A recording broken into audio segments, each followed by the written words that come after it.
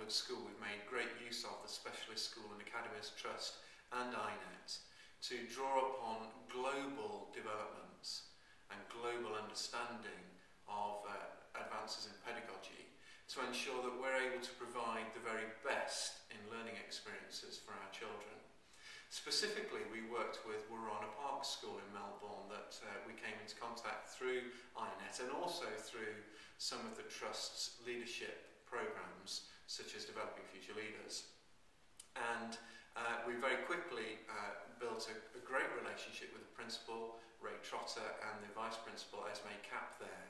And they were able to help us develop our foundation stage learning experiences for children into something called negotiated learning, where the children are able to bring their own passions and interests about their life and the world around them into the school. And rather than those being parked and put to one side or suppressed whilst we get on with the business of teaching the set curriculum, we actually take those children's passions and interests and we introduce the learning outcomes to those interests.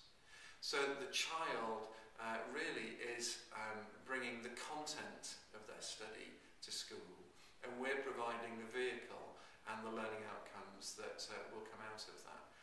This sort of approach was something that really we wouldn't have come across unless we'd been working in close concert with a school on the other side of the world. And the Specialist School and Academies Trust and iNET enabled us to do that. We wanted to change what we did here at Robin Hood School around the idea of negotiated learning.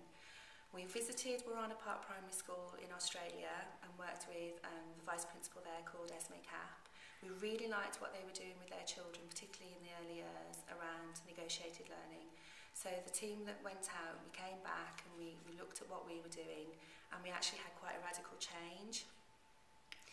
And we changed our organisation, but also our planning of the children's curriculum. So for 50% of the day, the children are able to choose from a whole range of experiences that we actually provide for them, but also to bring in their interests and passions from home, and we build learning experiences around those interests and passions for the children, and really deepen their understandings and theories. We put provocations out for the children. So, for example, some children were bringing in dinosaurs, so we put out lots of dinosaur books and dinosaur models onto the creative table, and children started to build their own dinosaurs. And during that process, we actually really talked to the children and tried to understand what their theories about dinosaurs were all about. And we then planned a whole series of learning activities and experiences for the children to deepen their understandings and their theories. And that's how we try and work all the time.